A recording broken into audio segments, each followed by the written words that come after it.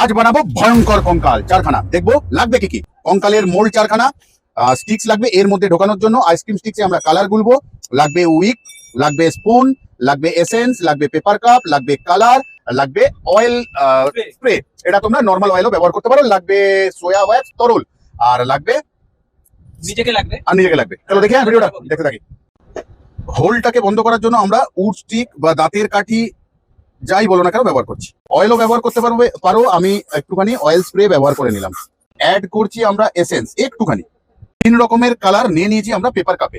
নিয়ে নিচ্ছি তরল মোম একটুখানি, মিলিয়ে নিলাম রংটা। অ্যাড করছি একটুখানি, অ্যাড করছি সেকেন্ড রংটা অরেঞ্জ,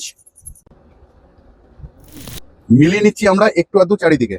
নিয়ে নিচ্ছি তৃতীয় রং, গুলে নিচ্ছি, গোলাপি হয়ে গেল।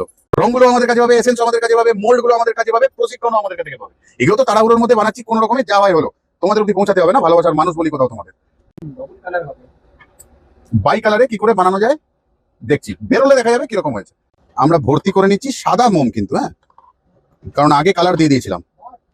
3টে বেরিয়ে গেছে, লাস্ট বের করছি কিভাবে সেটাও দেখিয়ে দিচ্ছি। এই বেরিয়ে গেল, ভাগ্যিস পড়ে যায়নি। তাহলে 4টে বেরিয়ে গেছে দেখতে পাচ্ছ। এবারে চোখ বসাবো কিভাবে সেটা দেখবো। আমার ভাই আরিশা যে ভিডিও করছে, ঠিক আছে, তাহলে এবারে পড়াবো সুতো কিভাবে সেটাই দেখবো।